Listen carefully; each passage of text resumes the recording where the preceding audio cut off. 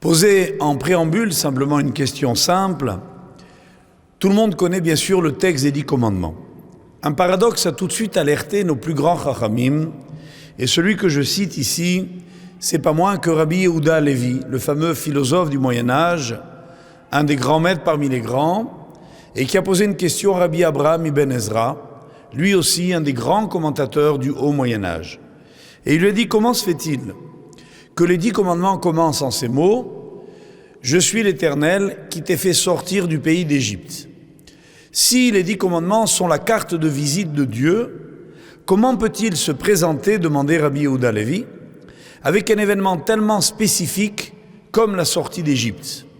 Il aurait dû dire, selon nos maîtres, et tout le monde comprend la question: je suis l'Éternel ton Dieu qui ai créé le monde. Je suis l'Éternel ton Dieu qui t'ai créé. Je suis donc, par à la fois l'ancienneté de ma référence, l'universalité de ma référence, celui qui, l'être créant, créateur, qui est donné naissance à toute l'humanité et à tout le cosmos. Moi, l'Éternel, Dieu du cosmos, Dieu des nations, Dieu de l'humanité, non. Je suis l'Éternel, ton Dieu, qui t'ai fait sortir d'Égypte. Chose encore plus étonnante, c'est que malgré tous les 10 commandements, sont devenus véritablement, en quelque sorte, la morale universelle. Il n'existe pratiquement pas d'édifice public, même en France, pays réputé laïque. Si vous vous rendez à la Cour de cassation ou dans les tribunaux, vous verrez que la plupart des architectures reprennent le don de la loi, le fameux Moïse recevant des mains du Tout-Puissant les tables de la loi, qui sont devenus le symbole de toute la législation. Finalement, tout le message de l'humanité semble contenu à l'intérieur des 10 commandements, alors qu'il se présente avec quelque chose de tellement spécifique. Vous me direz au passage que c'est peut-être une façon de rappeler que l'humanité s'est vite approprié ce qui était le message d'Israël et a très rapidement oublié que les Juifs en étaient à l'origine. C'est-à-dire que trop souvent, on dilue le message juif à l'intérieur d'un universalisme qui est tout à notre honneur, que nous pouvons revendiquer, mais dont trop souvent on nous ôte tout simplement la paternité. Voilà pourquoi moi, tous les dignitaires de l'État, je ne manque jamais de rappeler que les Juifs sont les inspirateurs des droits de l'homme, sont les inspirateurs de toutes les démocraties, de toutes les justices. Et aujourd'hui, quelle que soit la législation en cours dans tous les pays démocratiques, il y a une référence incontournable à ce premier événement législatif qui s'appelle le don de la Torah. Et voilà que, presque comme si elle avait voulu gâcher ce beau spectacle universel, cette extraordinaire grande idée, la Torah dit: c'est moi l'Éternel qui vous ai fait sortir d'Égypte. C'est-à-dire, vous êtes mes amis, vous les Juifs, mes enfants, et j'ai fait pour vous quelque chose d'extraordinaire que j'ai fait pour personne, je vous ai fait sortir d'Égypte. Alors qu'est-ce qu'en fait on a voulu nous dire ici? Par la référence à l'Égypte que je vais essayer d'expliquer, Bezrat Hashem, avec vous ce soir, on a voulu nous dire que le Créateur n'a pas donné la Torah simplement pour donner une législation, mais pour nous dire que là a été donné aux hommes la possibilité d'exister vraiment. Ça veut dire que ce qui a été donné au Sinaï, ce n'est pas des commandements en plus de ceux qui existaient.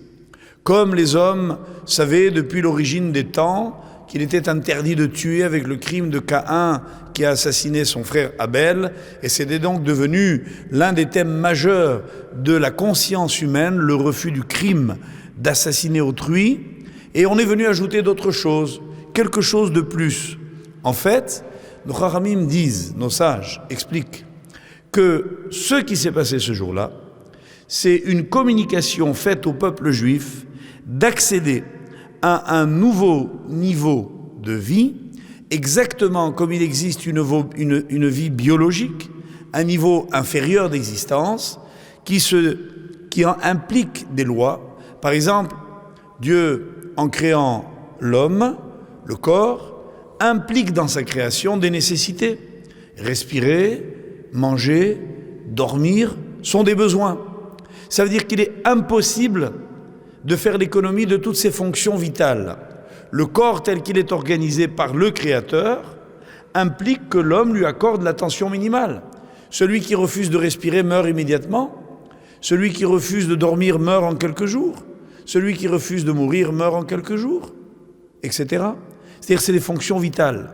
On est venu ici nous dire, tout simplement, qui aime hayenu. Ces commandements, ces mitzvot, donnés au Sinaï, sont pas moins que la réalité de la vie spirituelle. Ça veut dire de la même façon qu'il est vital d'avoir recours à toutes ces fonctions dont j'ai cité quelques-unes, il est vital au plan spirituel d'avoir recours à la Torah. La Torah, c'est pas moins que la vitalité de l'humanité tout entière. Et si Israël, qui est le communicant privilégié de cette Torah, n'existe pas dans sa Torah, c'est l'humanité tout entière qui est déracinée. Le prophète Jérémie l'avait dit très clairement, Loulé Torati, Chukot Shamayim Va'ares Lo Samti. N'était-ce pour ma Torah, je n'aurais pas créé, dit Dieu, les cieux et la terre. La Torah, c'est la loi du monde. La Torah, c'est ce qui permet au monde de continuer sa mission. Alors pourtant, aucun microscope, aucun télescope, aucune découverte scientifique n'affirme clairement ni la véracité de la Torah, ni sa nécessité. Il n'y a aucune cellule qui a dit « je veux la Torah ». On aura beau examiner le corps humain sous tous ses angles, opérer des analyses extrêmement fines, inventer des moyens d'investigation comme les scanners IRM, etc., on ne découvrira jamais le langage qui est au-delà des cellules et qui veut dire « j'ai besoin de la Torah ». En d'autres termes, c'est elle et elle seule qui semble affirmer sa nécessité, ce qui affaiblit considérablement, on en conviendra, le raisonnement. Ça veut dire si c'est moi qui dis que je suis indispensable et que je suis le seul à le dire, permettez de penser qu'on pourra effectivement penser le contraire.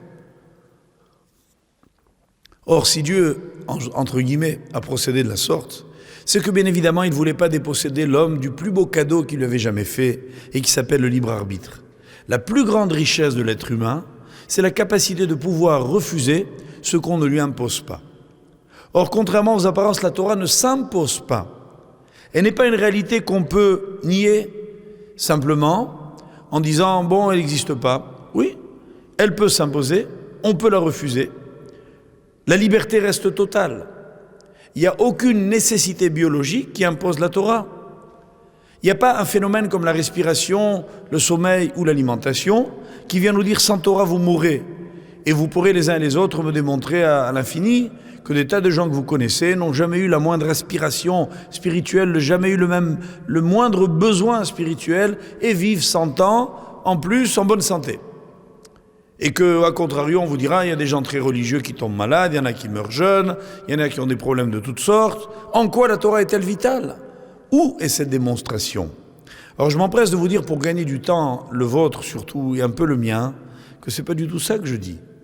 Je ne dis pas que de la même façon que la vie biologique s'impose avec ses lois, la Torah s'impose avec ses lois. Je dis que ce que ici la Torah en filigrane a voulu nous indiquer, c'est que de la même façon qu'il existe des lois physiques vitales, la Torah est une loi spirituelle vitale. La différence, c'est que l'une s'impose et l'autre se découvre. Elle se découvre au fond comment? Pourquoi? Parce que chacun d'entre nous, qui dans sa vie aura essayé de se contenter de l'autre vie, la vie simple, la vie biologique, la vie sociale, la vie affective, la vie psychologique, et qu'un homme peut vivre dans un environnement social où il est choyé, gâté, une vie affective dans laquelle on l'aime beaucoup et il peut donner beaucoup, une vie matérielle dans laquelle il ne manquera de rien, en fait, il se rendra compte qu'il y a quelque chose qui lui manque. Quelque chose d'indicible. Il y a quelque chose qui, au-delà de tout ce dont je peux avoir besoin apparemment, me manque si on ne me le donne pas. Alors les hommes ont inventé, entre guillemets, ce qu'ils ont appelé la foi en Dieu, la volonté d'aller au-delà de la découverte scientifique, l'adhésion à un certain nombre d'idées. et dire que de la même façon que j'ai besoin de savoir, j'ai besoin de croire.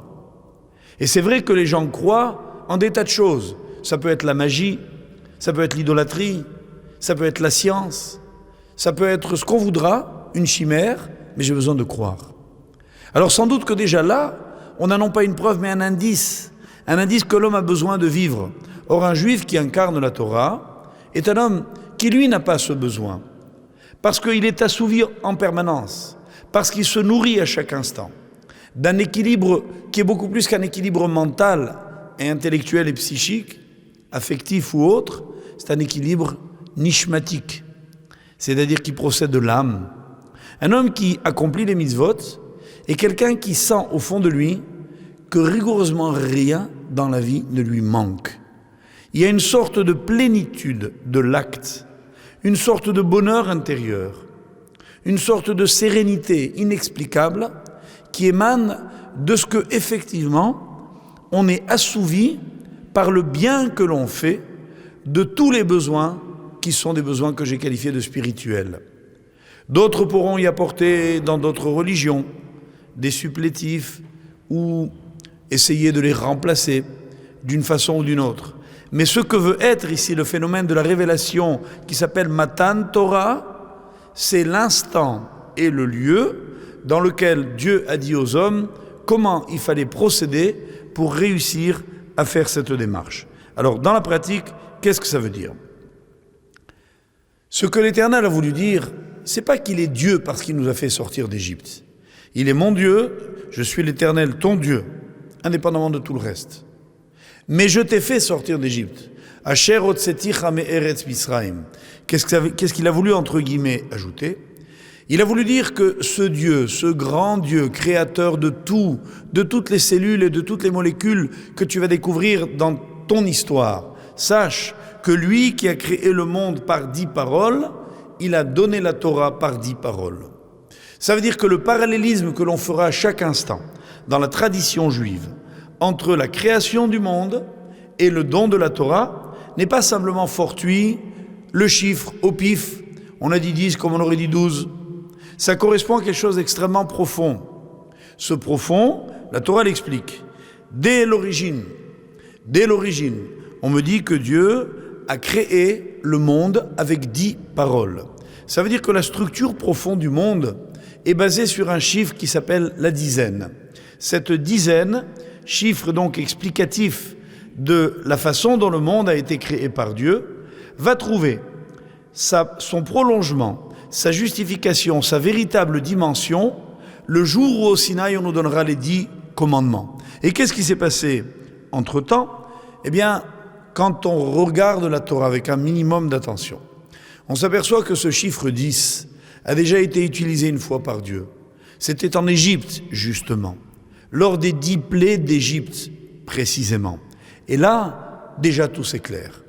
Au fond, c'est quoi l'Égypte? C'est un monde qui a voulu refuser Dieu. C'est un monde qui a voulu diviniser Pharaon.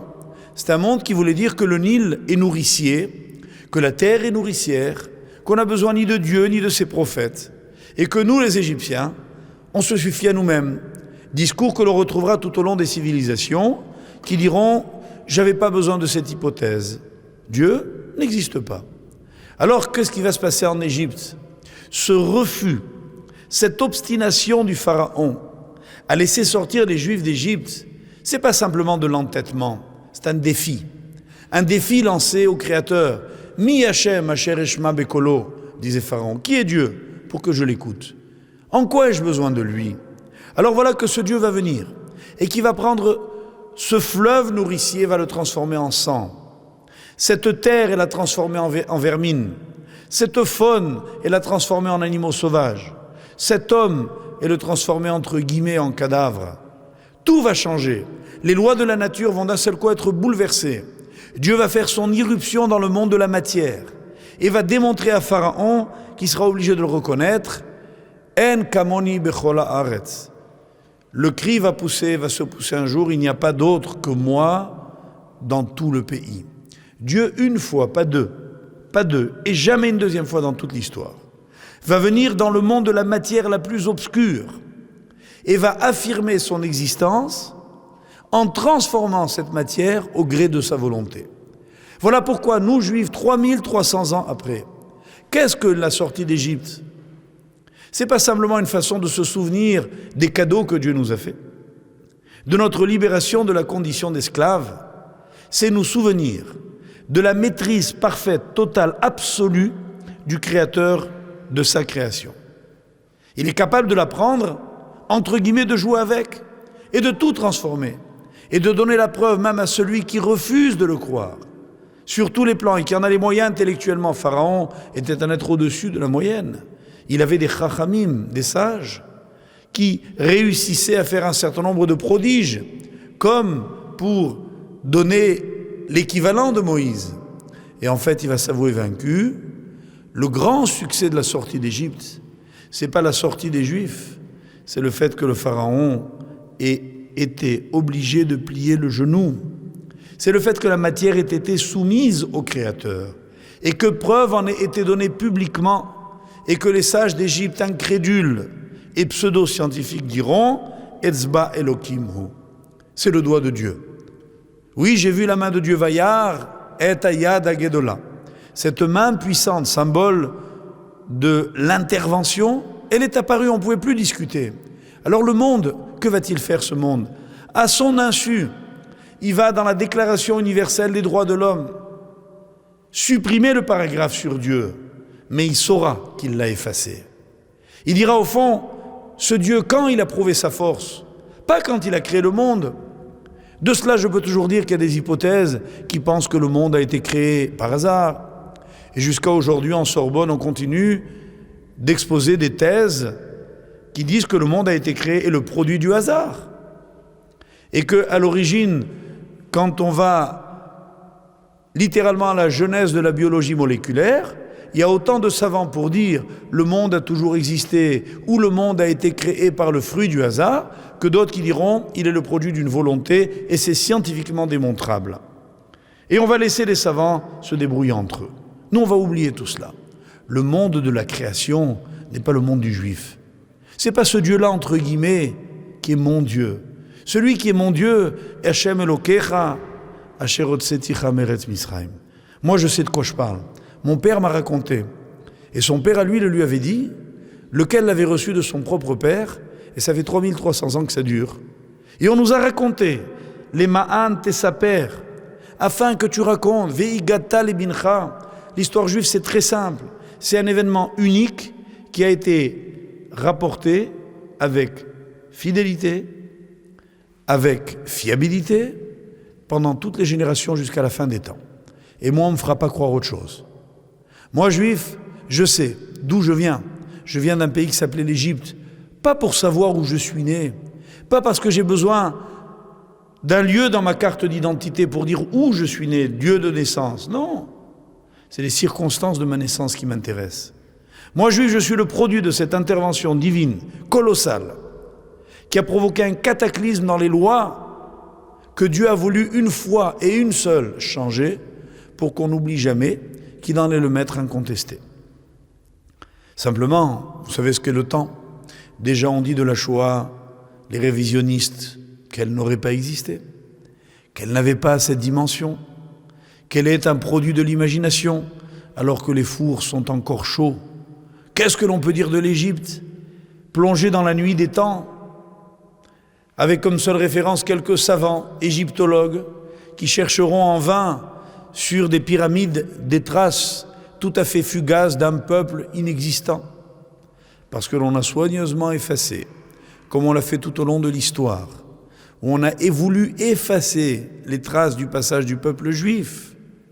Au Moyen-Âge, les sultans jetaient des ordures sur le mur qu'ils appelaient des lamentations dans l'église chrétienne. On a enfoui soigneusement les quelques décombres qui restaient du temple de Jérusalem détruit 2 fois par les Babyloniens puis les Romains. On a recouvert partout, à Rouen, à Clermont-Ferrand, à Marseille, partout, les restes de la présence juive dans le monde. On a très peu de pierres auxquelles se raccrocher. Et là n'était pas le problème. On n'a pas cherché des vestiges, nous, en tant que juifs. On a cherché des souvenirs. On est allé se demander en fouillant notre mémoire s'il y avait encore quelqu'un qui se souvenait qu'on était sorti d'Égypte. Alors elle est là, cette parole tonitruante. Elle vient d'un coup, Anochi Hashem Elokecha. Pour vous, Dieu, va dire la Torah, Dieu n'est pas un problème. Pour vous, Israël, pardon, Dieu n'est pas un problème théologique. C'est pas de croire ou de pas croire, c'est de se souvenir. Tu te rappelles ce qui s'est passé? C'est encore dans ta mémoire, toi juif? Tu te souviens qu'il y a eu un jour un papa qui a raconté à son fils, on est sorti d'Égypte. Et l'histoire a pu commencer. C'est pas plus compliqué que ça. Pour nous, c'était pas un problème de besoin de foi, mais de fidélité d'enseignement. Est-ce que oui, on a bien intégré que ce Dieu était prêt à bousculer ce dont il a horreur, si je puis m'exprimer ainsi? Les lois de la création qu'il avait soigneusement mises en place pour ne jamais les violer. Une fois, il a dit, il faut que mes enfants ou ceux qui voudront les rejoindre sachent que j'existe et la seule preuve que je leur donnerai de mon existence, c'est ni les fossiles, ni la création du monde, ni les pierres qu'ils laisseront sur leur passage, mais c'est la mémoire dans laquelle on grave les événements. Voilà pourquoi le juif cultivera le souvenir plus que la piété des pierres. Il ne va pas chercher à s'accrocher à des vestiges, il va chercher à transmettre la mémoire. Et toute notre histoire, c'est la transmission d'une mémoire. Voilà pourquoi, mes chers amis, c'est comme cela que le récit des 10 commandements va se référer d'emblée à cette sortie d'Égypte, pour que l'on se souvienne que c'est bien ainsi que Dieu, entre guillemets, s'affirme. Mais là, que se passe-t-il de plus? En 2 mots, l'essentiel de l'histoire juive est une période extrêmement courte.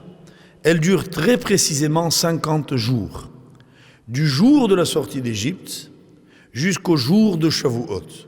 50 jours séparent ces événements, plus précisément 49 en comptant l'intervalle. Or, cette histoire qui s'appelle l'Omer, du nom de la gerbe que l'on offrait le lendemain de Pessah de Pâques, gerbe d'orge qui devait devenir plus tard un pain de blé, et entre les deux, un calcul. Chachamim, nos maîtres, font remarquer que Omer, en valeur numérique, c'est 310, c'est-à-dire Yesh en hébreu. Que veut dire Yesh en hébreu? Yesh veut dire l'existant, l'existence, le fait d'être. En hébreu, c'est comme cela que l'on explique l'existence. Or, c'est quoi l'existence? La Torah parle de 2 types d'existence. L'existence ex nihilo, comme on dit en bon latin, à partir de rien, yesh me'ain, c'est ce qui s'est passé au moment de la création du monde. La Torah affirme avec clarté que tout, entre guillemets, le miracle de la création, c'est que la matière est née du néant. Voulant répondre par là au problème philosophique insoluble, c'est que si la matière est éternelle, Dieu, si j'ose dire, n'a pas pu faire autrement que de faire avec. Vous prenez un matériau, vous le transformez. Vous êtes génial, vous en ferez une œuvre d'art. Vous êtes minable, vous en ferez une réalisation grossière. Alors moi, l'Éternel qui suis très fort, dira-t-on, j'ai pris cette matière et j'en ai fait quelque chose de génial. Voilà comment je l'ai organisé. La Torah dit non, la matière n'existait pas. Dieu l'a créée, yesh me'ain. L'existant à partir du néant. Première affirmation, entre guillemets, forte de la Torah. Mais elle ne s'est pas contentée de cela. Elle est allée beaucoup, beaucoup plus loin. Pour y arriver, rapidement, citons le Gaon de Vilna, ce fameux Chacham, mort il y a 200 ans, et qui disait, souvenons-nous que dans les 10 commandements, en comptant soigneusement toutes les lettres des 10 commandements, on trouve le chiffre de 620. 620 qui rappelle les 613 mitzvot de la Torah, selon un midrash, les 7 jours de la création, selon un autre, les 7 mitzvot que les Chachamim auront ajoutés dans l'histoire, comme Netilat Yadayim, ou la lecture de la Megillah, l'allumage des bougies de Hanouka, etc. Là n'est pas l'objet de notre cours. Le fait est c'est que 620, vous avez vite calculé comme moi, c'est 2 fois 310. Bon. Qu'est-ce que ça change? Keter. Keter, ça veut dire la couronne. Keter, la couronne de la Torah, Keter, Torah, c'est le nombre de lettres qu'il y a dans les 10 commandements. Et que veulent révéler les 10 commandements? Qu'il existe 2 fois 310, c'est-à-dire 2 fois Yesh. Yesh veut dire l'existant. La Torah veut donc parler d'une dualité de l'existence. Ça veut dire que le message fondamental, philosophique, si j'ose dire, des tables de la loi, c'est de rappeler à l'humanité qu'il y a une double sagesse. Job va parler de la sagesse divine en disant « Kiflaim le tushia ». Elle est double dans sa grandeur.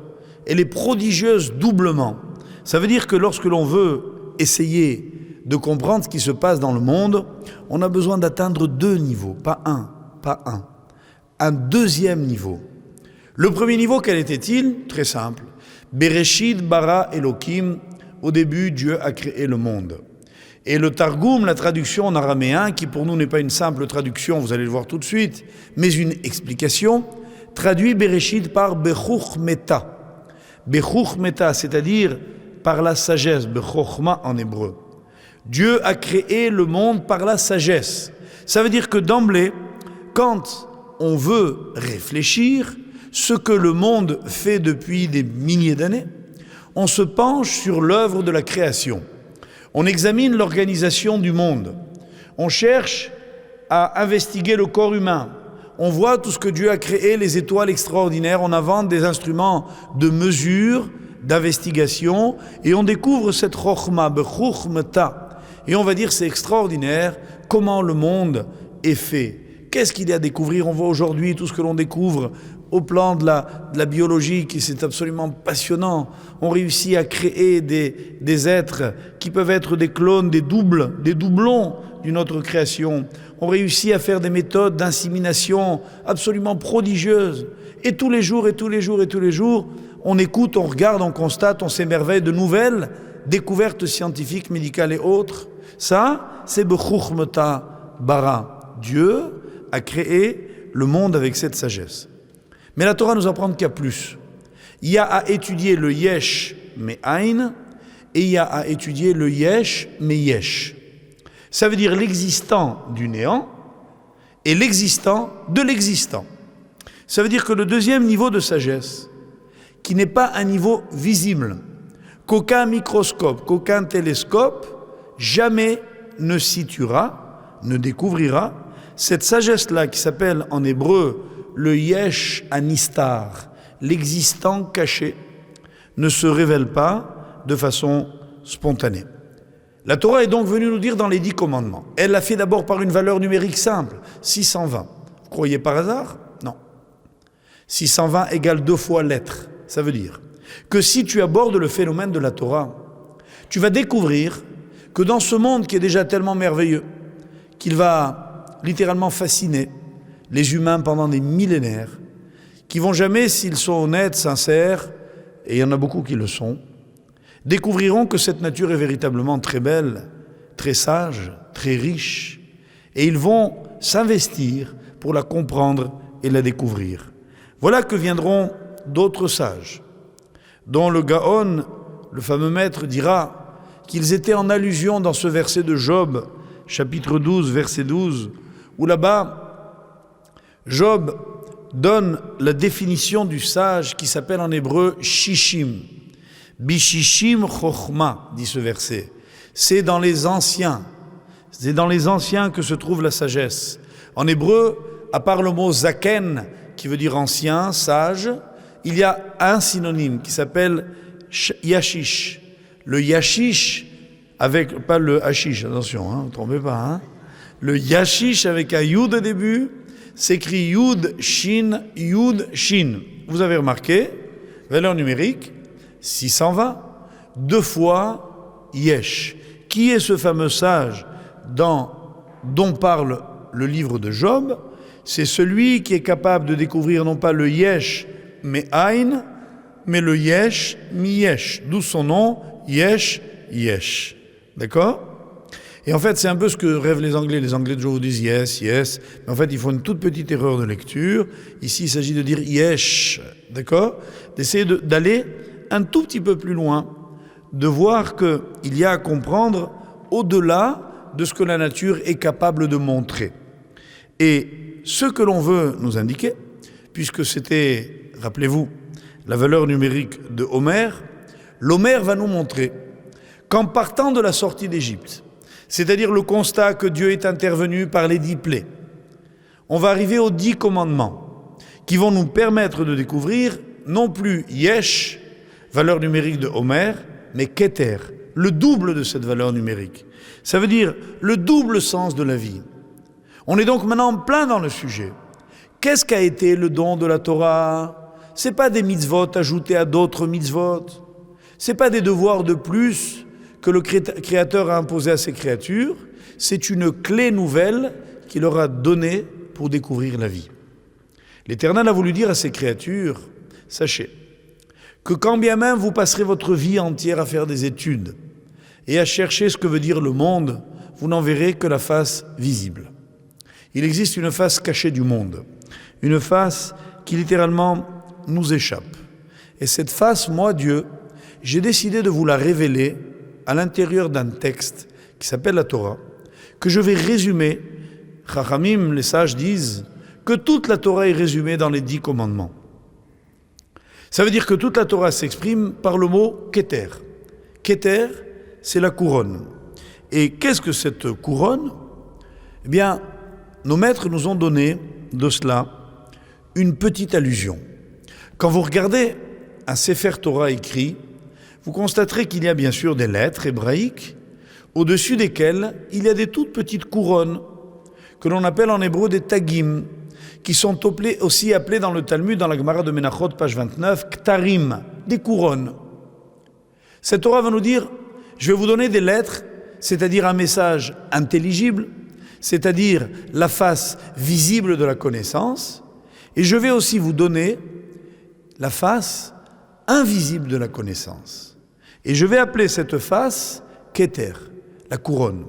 Les petites couronnes que je vais dessiner sur les lettres, c'est d'une telle profondeur que Moïse lui-même, Moshe Rabbeinu, demandera au Tout-Puissant, Elou, la malach, pourquoi donc cela? À quoi me servent des signes inintelligibles, puisque ces fameuses, entre guillemets, petites couronnes ne se lisent pas? Vous avez déjà vu, vous, une langue qui exprime des signes qui ne se lisent pas? C'est déjà très compliqué en hébreu d'avoir le Aleph. Le Aleph qui a l'air le plus simple est en fait une lettre qui apparemment ne sert à rien. Elle ne se prononce pas. Pourquoi faire des lettres qui ne se prononcent pas? Ça existe dans une autre langue, ça? Je ne crois pas. Le Aleph est inexpressif, du moins en termes humains. Et il désigne ce que la Torah appelle Aloufo Shel Olam, le Aleph du monde, qu'est Dieu. Dieu, effectivement, est impossible à exprimer. Ces petites couronnes, ces petits signes, ces petits dessins si jolis qui semblent simplement enjoliver le Sefer Torah, eh bien Dieu répondra à Moïse. Il lui dira, un jour viendra un homme qui s'appelle Rabbi Akiba et qui écrira des collines entières, des montagnes entières, on dira en français, de commentaires sur ces petites couronnes. Il trouvera la quintessence de cette signification. Qu'est-ce que trouvera en fait Rabbi Akiba? Il découvrira qu'une lettre a une racine. Qu'est-ce que ça veut dire une racine? Ça veut dire qu'une lettre, c'est un morceau d'encre sur un parchemin. Le parchemin est blanc, la lettre est noire. Et qu'est-ce que fait cette petite couronne? Elle relie la lettre, entre guillemets, noire, au parchemin blanc. Elle se fond dans la blancheur du parchemin. Elle est la source, l'émanation. Elle relie la lettre au parchemin. Comme si cette lettre voulait se raccrocher, voulait indiquer qu'elle descend de quelque chose d'invisible. Et c'est ça le sens des couronnes. La couronne, fait-elle partie de la lettre? Non. La couronne, demanderont nos maîtres, fait-elle partie de l'homme? Non. Elle indique que cet homme est un roi, au plan humain. Mais elle ne fait pas partie de lui. La couronne, c'est quelque chose qui se met sur la tête et qui semble indiquer que la personne qui est en face de nous est comme par un pouvoir difficile à définir, dispose d'une autorité exceptionnelle dans l'Antiquité de vie et de mort, et dans tous les cas aujourd'hui de prestige et de respect. Et voilà ce que veut être cette lettre, une indication du respect nécessaire que l'on donne à toute expression. La lettre, c'est une expression. Cette expression, elle est rattachée à une couronne qui va plus haut, qui veut indiquer que le message de la Torah, ce n'est pas seulement quelque chose qu'on enseigne aux enfants, qui se lit, qui se traduit dans toutes les langues et qui s'exprime en se vivant par des mitzvot. Il y a un sens caché de cette Torah qu'il faut essayer de découvrir. Comment? Est-ce que c'est possible? Est-ce qu'on peut parvenir à cette chokhma? Or, nos sages disent indéniablement non. Mais savoir qu'elle existe, c'est déjà avoir tout compris. Pour prendre juste un exemple et ne pas confondre de catégories, savoir de quoi on parle, relisez le premier commandement. On dit, à tort, les 10 commandements. Même en hébreu, on dit Aseret Dibrot, les 10 paroles.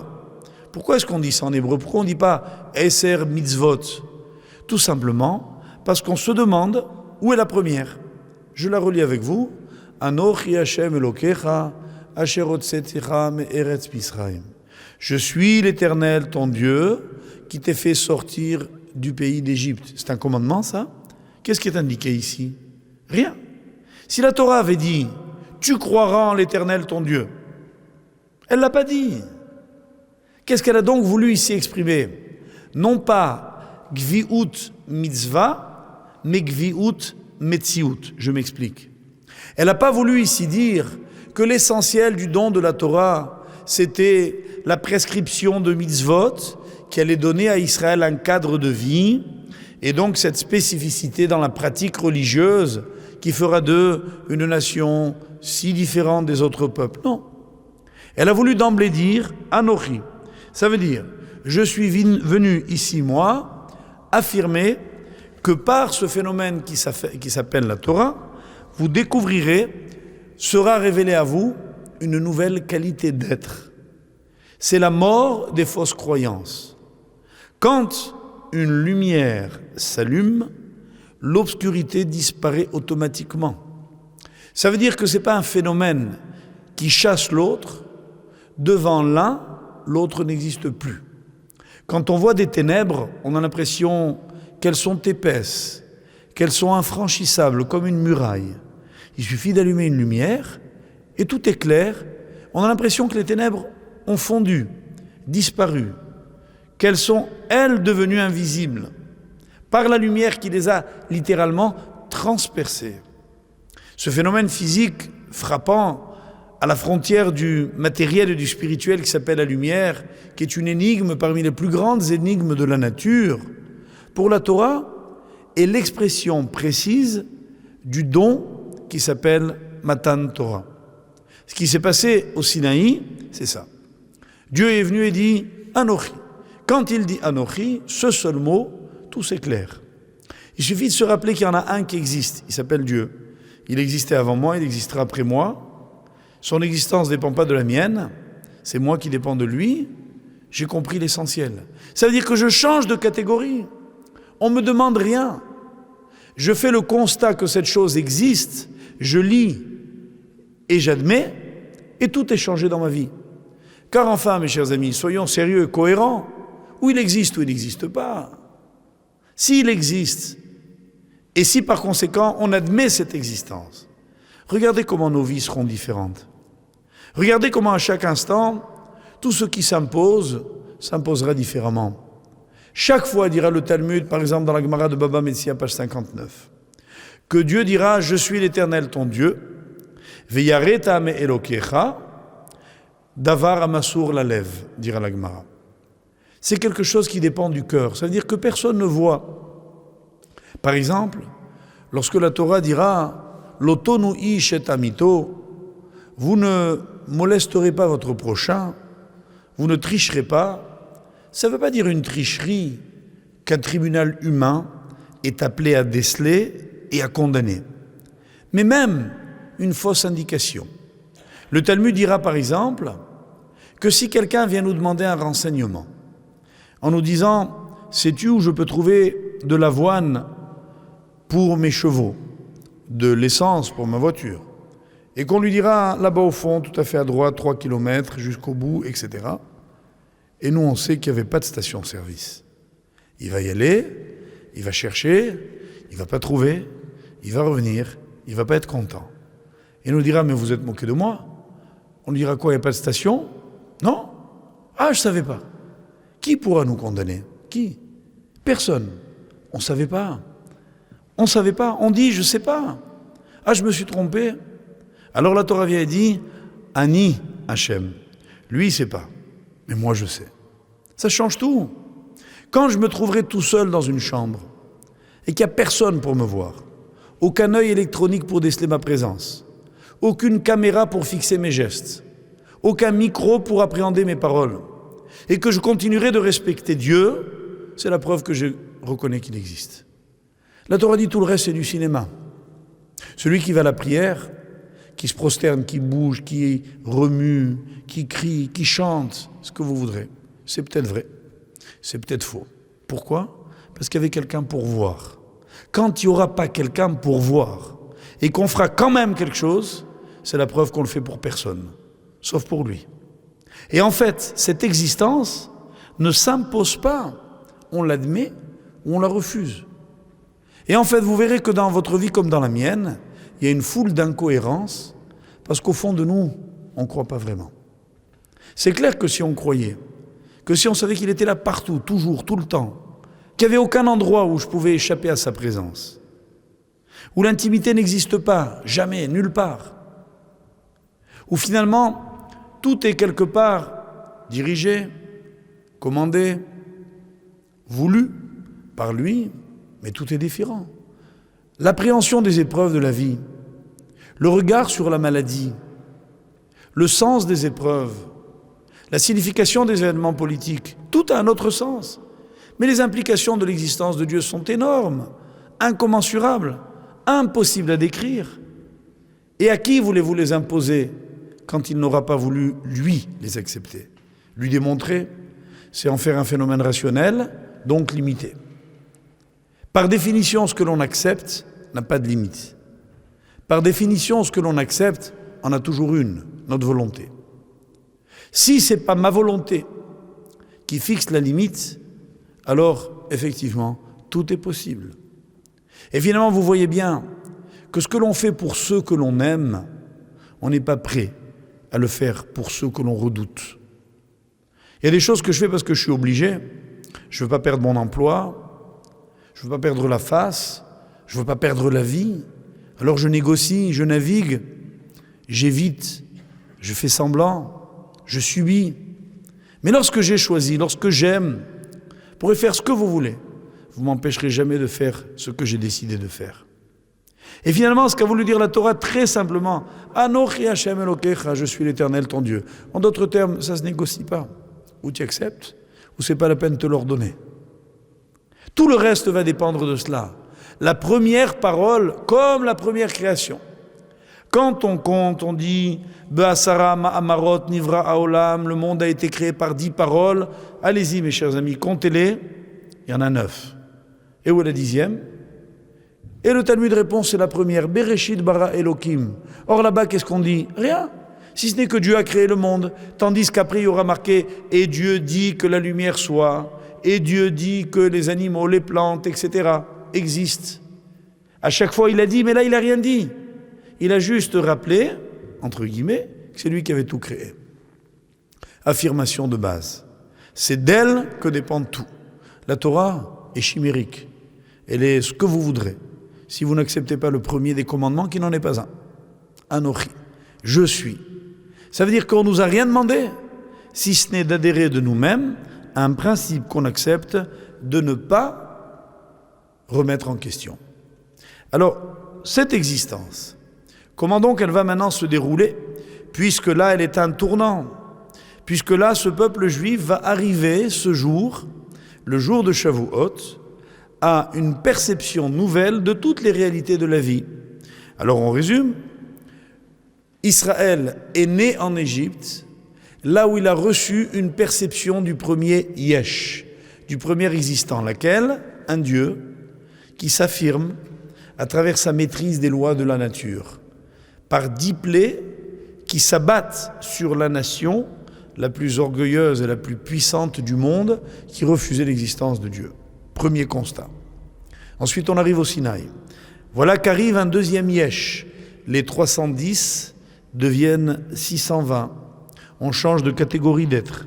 On arrive à une autre perception, une autre dimension. Je vais maintenant vous en donner une simple illustration. Dans la tradition, il y a un homme que l'on appelle Keter. Comprendre la vie de cet homme, c'est comprendre ce qui s'est passé et surtout ce qui va se passer. Cet homme, c'est David Amelech, le roi David. On l'appelle David Amelech. Shlomo, on l'appelle le Chacham. Moshe, on l'appelle le Rav.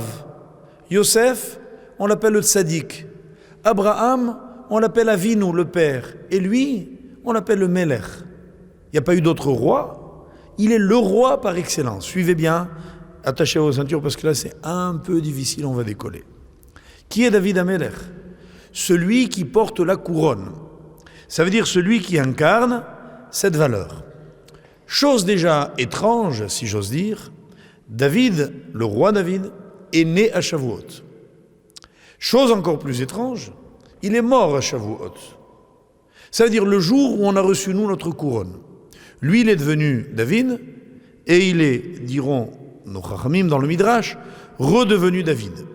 Et nous avons un klal, un principe.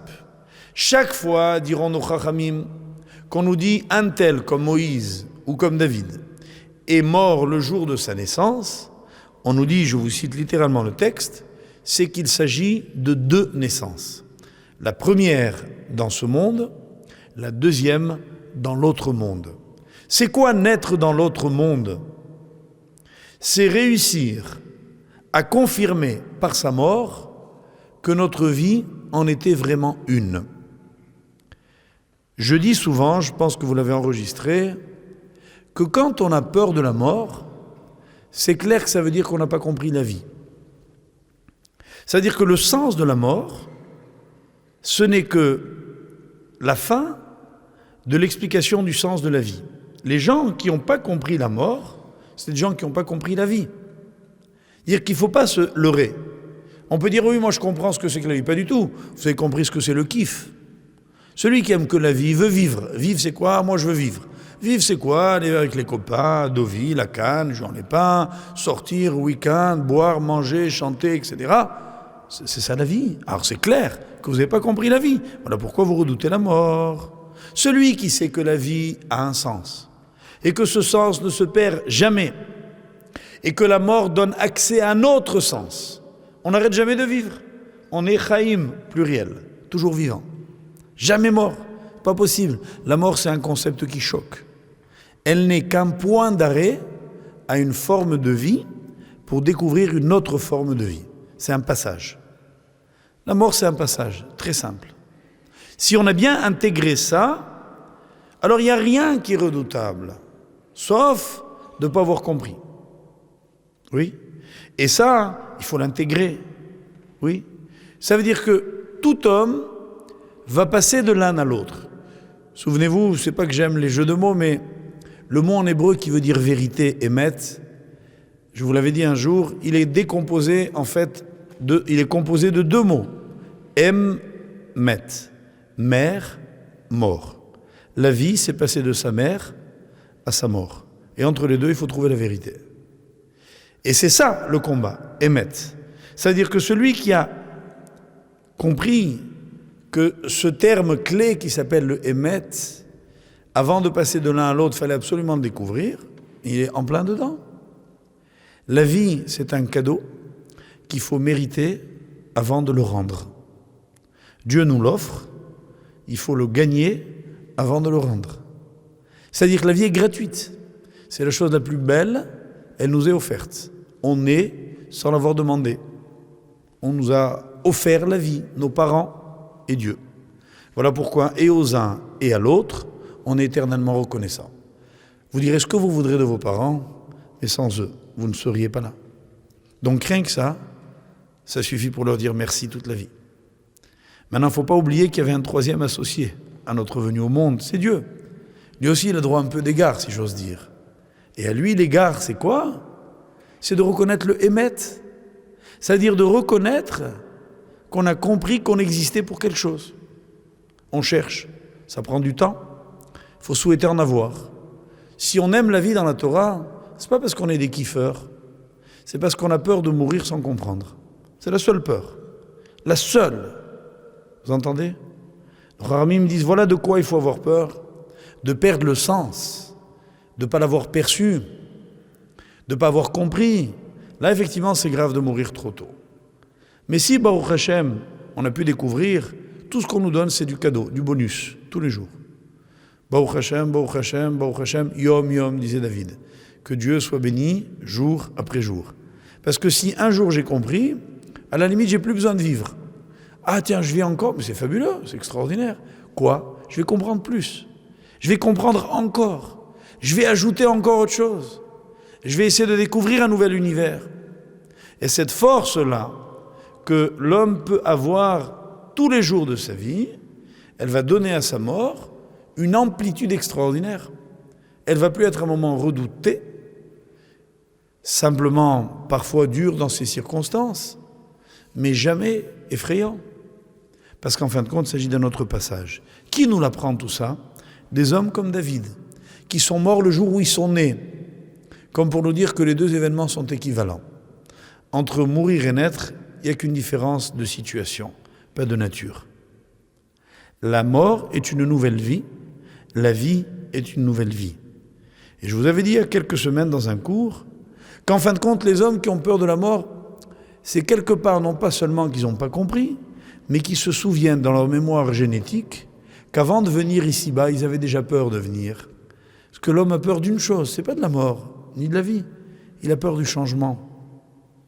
Prenez un bébé, un petit garçon, une petite fille, changez-les de cadre, ils pleurent. Qu'est-ce qu'on leur a fait? Rien. Ils voient des visages nouveaux, ils pleurent. Pourquoi? Mais il est gentil, le monsieur. Regarde la dame comme elle est gentille. Elle te sourit, elle te tend la main. Je m'en fous. Moi, bébé, j'ai peur de ce qui est neuf. Moi, homme, j'ai appris à plus pleurer, mais j'ai tout aussi peur. Dès que je suis dans une situation nouvelle, je me sens mal. Le changement inquiète. C'est la nature de l'homme. Pourquoi? Parce que dès l'origine, mon âme était quelque part dans la plénitude de cette contemplation divine, dans un confort extraordinaire. Et brutalement, on m'a créé un traumatisme, on m'a pris là-haut, on m'a dit, vas-y, où? D'un coup, Rassera, où je vais aller? Sur terre. Et qu'est-ce que je vais faire? Tu vas voir. Vous vous rendez compte quelle angoisse? Et nos maîtres disent dans le Midrash, je crois que c'est un des plus beaux Midrashim, que plus que peur de mourir, l'homme il avait peur de naître. Alors pour ceux qui ont compris le sens de la vie comme David, c'est des événements de la même nature. Il est né, il est mort, le même jour. Alors, qu'a fait David Améler? Qui est-il? Il est descendant de Ruth. Qui est Ruth? Ruth, une convertie de la famille, entre guillemets, de Moab. Cette peuplade qui s'appelle Moab, vous remarquerez quelque chose d'étrange, en fait d'extraordinaire. Prenez la valeur numérique de Moab, même Vav Aleph Bet, c'est 49. 49. Ça me dit quelque chose, ça. 49, je viens d'en parler. C'est les jours qui séparent la sortie d'Égypte de l'arrivée au Sinaï, du don de la Torah. Mais quel 49? Là, de Pessah à Shavuot, on parle du plus 49. Là, Moab, on parle du moins 49. Et qu'est-ce que la Torah nous dit? Qu'en sortant d'Égypte, les Juifs ont quitté les 49 portes de l'impureté pour atteindre les 49 portes de la sagesse. Ils sont partis de moins 49 pour atteindre le plus 49. Qu'a fait David Améler? Il est sorti d'un peuple dont il nous faut vous dire ici quelques mots. David, quand la Torah va le décrire, quand les textes prophétiques vont décrire qui est David, on va dire qu'il était un petit berger dont les origines étaient obscures. Et autour de sa naissance, des tas de légendes pas très nobles circulaient. On disait de sa mère qu'elle était comme ça, que lui il était comme ça, un petit bougre d'homme, pas très glorieux. C'était pas un homme très noble. David Ameler va devenir le roi dans toute sa plénitude. Il va devenir l'ancêtre du Messie. On appelle le Mashiach ben David. Vous vous rendez compte ce que ça veut dire? C'est-à-dire que ce qui se fera de plus noble, de plus grand dans l'histoire juive, c'est David. Et David, où il vient? Il vient du fond, du très fond de l'humanité. Il vient de Moab, les 49 portes de l'impureté. Il vient de la poubelle. Et c'est pas moi, Chas v'Shalom, qui le dira, c'est lui. Mais kimi me afardal, me ashpot yarim evion. Toi, Dieu, tu sais ce que tu fais, dit-il David à Dieu. Il dit, tu relèves le pauvre de la poussière et le misérable de la poubelle. La poubelle de l'humanité, dit le Midrash, c'était Moab. C'était l'homme dans tout son côté abject. C'était le vice porté au nu, dans les deux sens du terme. Ça veut dire tout ce que l'on pouvait faire de vil, de bas, de grossier, de décadent, les Moabites l'ont incarné. Ça veut dire que ces femmes dont Bilham va sentir l'existence, Bilham, le fameux prophète qui voulait maudire Israël, exterminer les Juifs et qui a échoué, il donnera à Balak un dernier conseil terrifiant. Il dira Elohehem shel elu sonezima. Leur Dieu, il est la luxure. C'est un Dieu qui n'aime pas l'immoralité. Tu veux que je te donne un conseil d'ami? Dit le prophète Bilam au roi Balak, roi de Moab. Il dit, envoie les filles. Envoie les filles de Moab et tu verras, ça va marcher. Hélas, ça a marché. Les filles de Moab sont arrivées, ont exposé leur charme. Les Juifs ont craqué. Elles les ont emmenées dans leur tente. Pas seulement pour forniquer, pour idolâtrer leur Dieu, pour servir le fameux Baal, pour servir ce fameux Baal Péor, ce Dieu dont la tradition talmudique dans Sanhédrin, dans la Gemara dit qu'il avait le culte le plus grossier qui existe, qui consistait à se rendre devant une idole et à faire ses besoins devant. C'est ça le culte. Ça veut dire quelque chose d'abject, de grossier, de nauséabond, de biologiquement élémentaire. C'est l'homme ramené à sa dimension la plus élémentaire. Et les gens venaient de partout. Un culte adoré, adorable, lequel? Celui de l'homme qui, comme on dit aujourd'hui, s'éclate. Qu'est-ce que c'est que Moab? Qu'est-ce que c'est que Baal Péor, le nom de son Dieu? C'est un monde dans lequel il n'y a plus de contraintes. Chachamim dit c'est le monde de Hefker. On fait ce qu'on veut. Il n'y a pas de règles. C'est extraordinaire. Qui n'a pas rêvé de cela? Dans toutes les générations, dans tous les siècles, il y a eu, à un moment donné, la mode qu'on appelait aux États-Unis des hippies, qui a fait des ravages. C'était tout avec n'importe quoi. Les parents qui se déshabillaient devant les enfants, tous les tabous sexuels qui étaient renversés. C'était toutes les unions incestueuses qui devenaient permises. C'était le sexe qui avait été si longtemps condamné, qui devenait la règle. C'était s'éclater, c'était jouir, c'était faire n'importe quoi. Il n'y avait plus honte à faire ses besoins en public. Il n'y avait plus honte à s'accoupler en public. Il y a des hippies qui, dans le drapeau américain, publiquement, à Manhattan ou ailleurs, s'accoupler comme des animaux, en disant qu'est-ce qu'il y a de mal à cela? Quel est le problème? Et c'est comme ça que ça a marché. Et c'est une civilisation qui a marché. Quand on essaye, mes chers amis, d'approfondir ce sujet, on le fait en 2 minutes. Qu'est-ce qui est à la base de tout cela? Pourquoi l'homme a tellement envie de s'exploser? Pourquoi? Pourquoi il veut ni Dieu ni maître? Pourquoi il ne veut pas de règles, l'homme? Pourquoi, au fond? Est-ce que les règles ne vont pas le ramener à la dure réalité? Au fond, ce que l'homme veut dire peut-être, à travers l'absence de règles, c'est que à moi, monsieur, dira-t-il, on ne m'impose rien. Pourquoi? Parce que moi, homme, je suis plus grand que le monde. Voilà la philosophie qui, sous-jacente, dans cette perception de la vie, va finalement trouver preneur. Ça va prendre une forme beaucoup moins grossière que celle que je viens de vous décrire, pardonnez-moi. Ça va s'appeler l'humanisme. C'est quoi l'humanisme? C'est l'homme est l'étalon de l'univers. C'est dire que la mesure de toute chose est en l'homme. Ça veut dire que ce que moi je ne m'interdis pas, on n'a pas à me l'interdire. Moi j'ai assez de conscience, moi j'ai assez d'intelligence. Je ne veux pas de loi divine. Vous allez quoi? M'inventer quoi? M'inventer quoi? Le repos, mais je suis capable de trouver tout seul qu'on peut se reposer, ce qui entre parenthèses est une horreur, une abomination, une erreur. Les hommes n'ont jamais découvert d'eux-mêmes qu'ils devaient se reposer. C'est la Torah, qui est le premier système qui avait dit qu'il fallait que l'homme s'arrête, entre guillemets, même s'il n'était pas fatigué. C'est vrai que l'homme s'arrête aussi dans nos civilisations, parce qu'il est fatigué. Mais ceux qui ne sont pas fatigués, ils ne s'arrêtent jamais. Quand les affaires marchent, on ouvre les magasins, même les jours fériés. Il y a de l'argent à gagner, on travaille encore.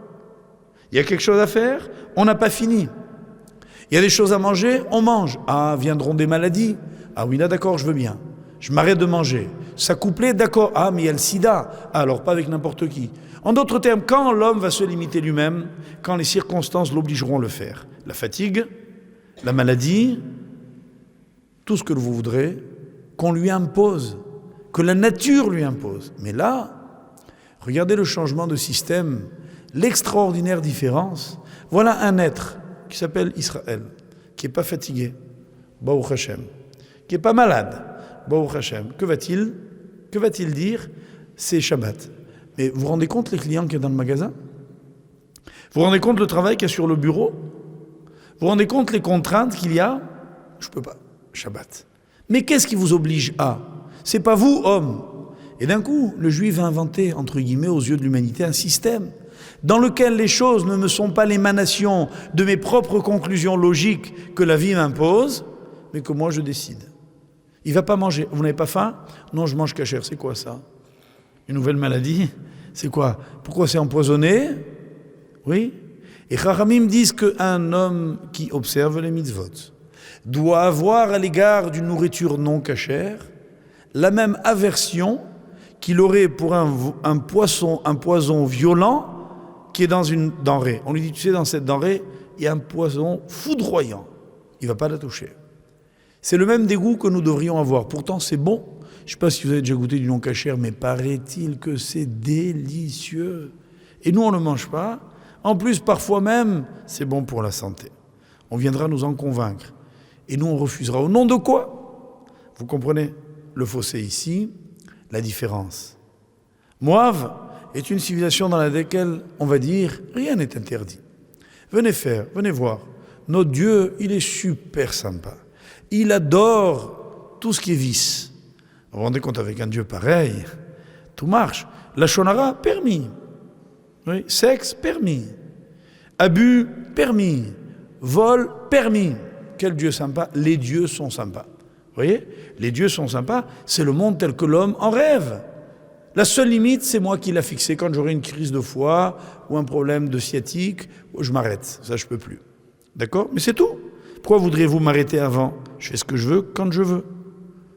Alors, ce monde-là, c'est Moab. Les filles de Moab vont présenter donc au peuple juif le mal dans son expression extrême. Le retour de bâton va être terrible, 24 000 morts. Ce que Balak n'a pas pu, ce que Bilam n'a pas pu, les filles de Moab vont le pouvoir. Elles vont être le début d'une extermination des Juifs qui va se poursuivre pendant des millénaires. Ça s'appellera ce que vous voudrez, des mots que j'aime pas dire. Toutes sortes de choses où le peuple juif va se fourvoyer. Et finalement, les séducteurs tueront plus que les antisémites. Et on se rendra compte à terme que c'était là le danger qui menaçait Israël de la façon la plus évidente. Et pour nous, tout cela a un nom. Ça s'appelle la Touma, l'impureté. Ça veut dire quand l'homme perd la clairvoyance du monde, quand l'homme ne sait plus voir ce qui est bien pour lui, et qui ne se laissera guider que par son instinct ou par son intelligence. Alors, ici, avant de conclure, on ne peut pas oublier une chose, c'est que le Talmud prend le soin, et pas seulement le Talmud, les textes bibliques de Jérémie entre autres, diront que lorsque le premier temple a été détruit, que les Babyloniens sont entrés, toutes les peuplades environnantes sont venues. C'était la tuerie. Et vous savez, dans ce genre de circonstances, tout le monde vient, le défoulement, où on va exterminer un peuple, on va le détruire.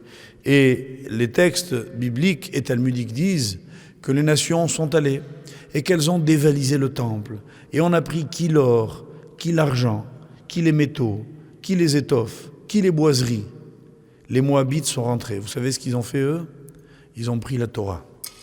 Ils ont laissé et l'argent, et l'or, et la fortune. Ils sont allés prendre la Torah et ils l'ont brûlée.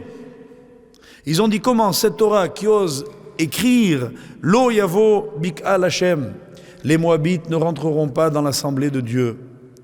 C'est cette Torah-là à qui on en veut. Celle qui nous interdit à nous de venir faire ce que l'on veut. Eh bien, mes chers amis, voilà d'où est extrait David. Voilà ce roi si grand, pourquoi il est si grand? Parce qu'il était si bas. Ça veut dire que la grandeur ne peut être que l'expression d'une vilainie dominée. Quand on a été capable de sortir de la Touma, alors on va très loin. Aujourd'hui, c'est clair qu'on vit dans un monde dans lequel les synonymes avec ce qui a été dit dans cette deuxième partie du cours sont évidents. Un monde dans lequel tout est permis, dans lequel les religions sont montrées comme une maladie honteuse. Un monde dans lequel il n'est pas glorieux d'être juif et pieux. C'est une double tare. Dans ce monde-là, être capable de revenir comme le fait une partie de plus en plus grande de notre peuple et du monde. Ce peuple-là, ce monde-là, cette génération ne peut pas être autre chose qu'une génération messianique. C'est la génération de la démarche de David. Ça veut dire de celui qui a mérité d'être le roi, celui qui a porté la couronne de la Torah, celle qui est immense, grandiose, parce que précisément, il a plongé dans la fange. Si le Messie a pour mère une Moabite, si la Moabite, le Moabite, est l'issue d'une union entre Yehuda et Tamar, sa bru, c'est-à-dire un inceste, c'est là la raison. Ça veut dire que dans ce monde, il n'y a rien d'impur, définitivement. Que dans ce monde, c'est l'expérience la pire de la débauche qui peut atteindre la plus grande de toutes les saintetés. Voilà pourquoi la conclusion claire de Matan Torah, c'est que c'est un monde, c'est un message qui a été donné au monde dans le désert. C'est-à-dire un endroit qu'on pensait définitivement perdu, inculte, inutile. Rien n'est plus inutile apparemment que les déserts. C'est là-bas que la Torah a été donnée. C'est-à-dire un monde dans lequel il n'y a rien. Quand il n'y a plus rien, c'est là qu'il y a quelque chose. Parce qu'en fait, Midbar en hébreu, ça vient aussi du mot parole. Le désert de la parole, ça veut dire que la parole porte même dans le désert. Ça veut dire que même dans un monde dans lequel on a l'impression qu'il n'y a personne qui entend, il y a toujours quelqu'un qui entend. Et que finalement, ce n'est pas parce que personne n'écoute qu'il faut se taire. Et que ce qu'a voulu dire la Torah au Sinaï, c'est que quand même il y aurait un tout petit peuple qui représente je ne sais pas quel pourcentage infime de l'humanité, et que ce peuple s'appelle Israël, l'histoire peut se faire, doit se faire et aboutira. L'histoire de la fin des temps est donc pas une histoire glorieuse. C'est une histoire dans laquelle ce qui était le pire devient le meilleur. C'est au fond, si je devais conclure d'un mot, la vision la plus optimiste qui puisse exister du monde. Certains ont l'impression que le monde, comme ils disent aujourd'hui, est pourri, ripou. Oui. Eh bien, ce monde-là, il peut devenir le plus grand de tous les mondes. Plus une chose est pourrie, plus elle peut être grande. Et on a constaté autour de nous que ceux qui faisaient Teshuvah étaient indéniablement les gens les plus admirables. Pas seulement parce qu'ils avaient connu ce côté des choses, mais parce qu'ils ont été capables d'en éprouver un tel dégoût, alors qu'aux yeux de ceux qui ne l'ont pas connu, ils représentent une telle tentation, que eux savent ce que la Kedusha veut dire, que eux savent ce que signifie l'expérience de la plus haute spiritualité. Ça ne veut pas dire que pour autant il faille nous expérimenter le contraire. Si on a eu la chance de ne pas plonger dans cette boue, ce n'est pas la peine d'essayer pour en ressortir. D'abord parce qu'on n'est pas sûr d'en sortir indemne, et puis on ne fait jamais ses choix délibérément. Mais quand on les a fait à notre insu, il ne faut surtout pas croire qu'on est parti définitivement. Un juif n'est jamais parti, il est juste momentanément absent. L'histoire l'attend, Dieu l'attend. Ce qui se passera la semaine prochaine, c'est que c'est un rendez-vous. Il ne fallait pas le manquer, voilà pourquoi j'ai voulu vous faire ce cours.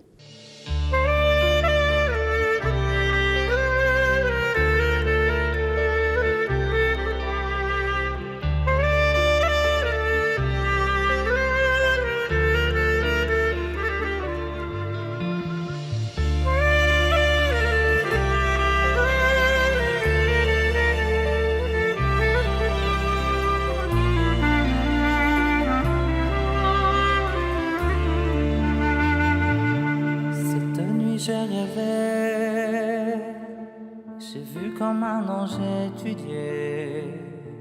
Quand il leva la tête, son visage irradié de pureté. Puis il m'a regardé et me fit signe d'approcher. Soudain je reconnus le rêve que la France avait tant aimé. Il nous a guidés, tel un fidèle berger.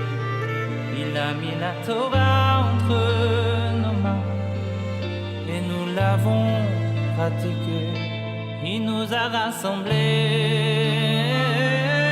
comme nous voulions lui ressembler.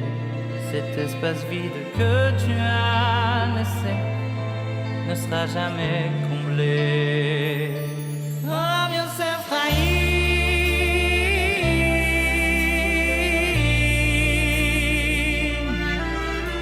ton peuple inconsolable ne peut sécher ses pleurs. Oh, Yosef Chaim,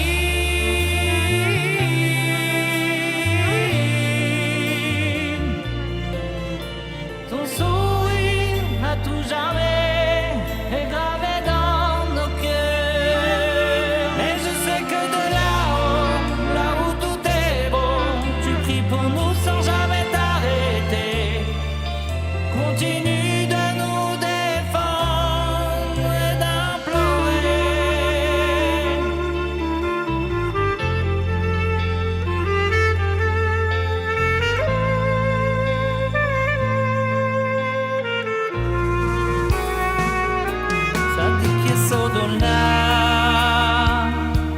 À chacun il donnait son âme.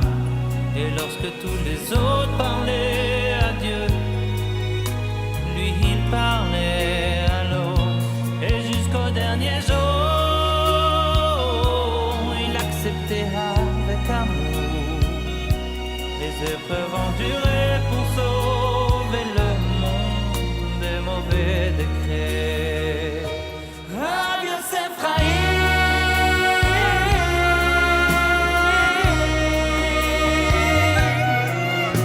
ton peuple inconsolable ne peut sécher ses pleurs. Rav Yosef Chaim,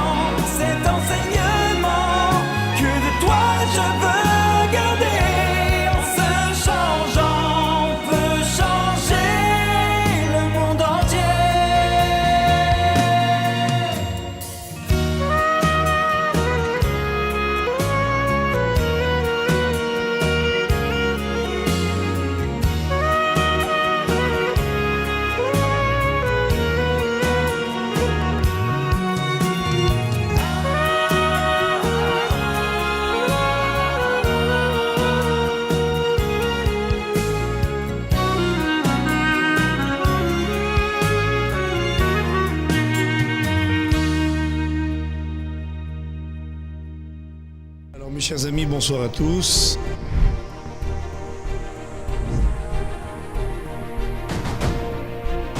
Les cours avaient lieu en permanence. La Torah était accessible à tout le monde. Il fallait être là. Parce que pour moi, chacun de ces cours, c'est un chef-d'œuvre. Il faut comprendre qu'on est dans une époque où les cours de Torah grand public n'existent pas. Le nombre de personnes qui me disent « on était au cours du lundi ». L'authenticité du message. C'est impossible, ce qu'il dit c'est vrai. Il avait ce don inégalable. Il se devait de transmettre la Torah. Pour lui, c'était, je pense, la chose la plus importante. Après des années d'efforts de tout type, TorahBox est heureux de vous annoncer l'acquisition de dizaines et dizaines de conférences en vidéo du très charismatique grand rabbin Joseph Chaim Sitruk, celui qui a révolutionné le judaïsme français pendant 21 ans. On parle ici des célèbres cours du lundi donnés à la grande synagogue de la Victoire, ces conférences si particulières de plus d'1 heure qui réunissaient chaque semaine la jeunesse juive de l'époque. Des conférences qui, peu importe votre niveau de connaissance ou de pratique religieuse, sont profitables pour découvrir ou approfondir notre héritage. Ce sera donc, avec l'aide du ciel, le retour des cours du lundi, puisque TorahBox les rediffusera chaque lundi à 20h30 heure française. Un bon siècle qu'on ne s'est pas vu. C'est un véritable trésor, un patrimoine du judaïsme français qui est déterré ici, et vous verrez que ces cours qui ont parfois plus de 30 ans restent pourtant tout à fait actuels.